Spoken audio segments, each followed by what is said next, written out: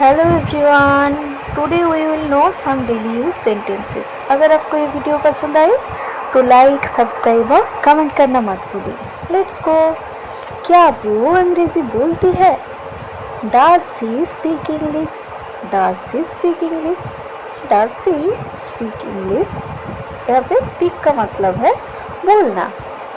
क्या वो यहाँ काम करता है? Does he work here? Does he work here? Work मतलब है काम करना, तो डज ही वर्क हियर का मतलब है क्या ये वो यहाँ काम करता है? क्या तुम मुझे जानते हो? Do you know me? Do you know me? Know का मतलब है जानना, तो डू यू नो मी का मतलब है क्या तुम मुझे जानते हो? क्या ये क्रिकेट खेलते हैं? Do they play cricket? Do they play cricket?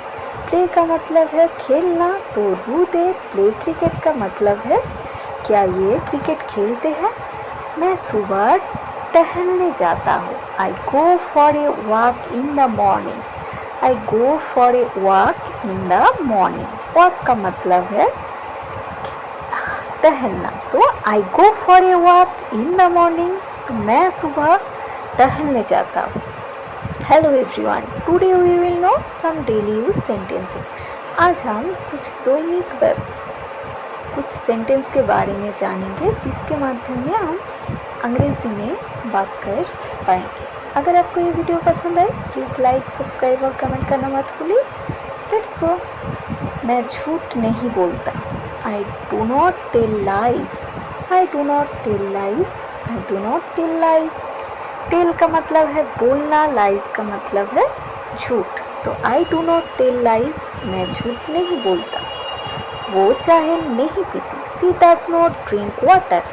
C does not drink water. She does not drink water. Drink का मतलब है पीना, सॉरी वाटर नहीं, या टी है, तो सी डज नॉट ड्रिंक टी का मतलब है वो चाय नहीं पीती। वो स्कूल नहीं जाता। He does not go to school. He does not go to school. वो का मतलब है जाना। He does not go to school का मतलब है वो स्कूल नहीं जाता। हम देर से नहीं उठते। We do not get up late.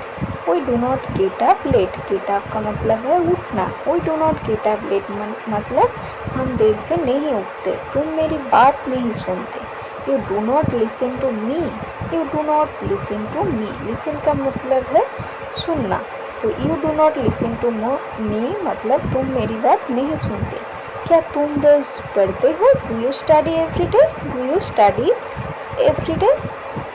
तुम बहुत अच्छे गाते हो। You sing very well. You sing very well. You sing very well. Sing का मतलब है गाना, वेरी वेल मतलब अच्छे, बहुत अच्छे, तो यू सिंग वेरी वेल मतलब तुम बहुत अच्छे गाते हो। वो अंग्रेजी बोलता है। He speaks English. He speaks English. Speak मतलब बोलना। ही स्पीक्स इंग्लिश मतलब वो अंग्रेजी बोलता है। मेरी माँ खाना बनाती है। My mother कुक्स food. My mother कुक्स food. Cook का मतलब है खाना बनाना, तो माई मदर कुक्स फूड मतलब मेरी माँ खाना बनाती है। मेरे पिता ऑफिस जाते हैं। My father goes to the office. My father goes to the office. Go मतलब जाना, तो my father goes to the office मतलब मेरे पिता ऑफिस जाते हैं। बच्चे मैदान में खेलते हैं। Children play in the field. Children play in the field. Children का मतलब है बच्चे, प्ले का मतलब है खेलना, फील्ड का मतलब है मैदान में। Children play in the field मतलब बच्चे मैदान में खेलते हैं। अगर आपको ये वीडियो अच्छे लग रहे हैं तो लाइक, सब्सक्राइब और कमेंट करना मत भूलिए।